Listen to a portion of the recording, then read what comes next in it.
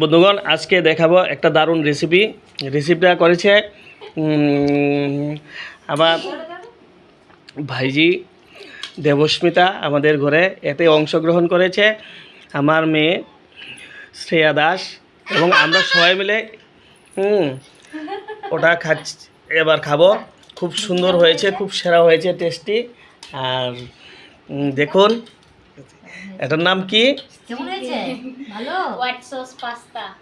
তো white sauce pasta দেখুন, এতে অনেক কিছু দিয়েছে। এখন আমরা খাবো, এর টেস্ট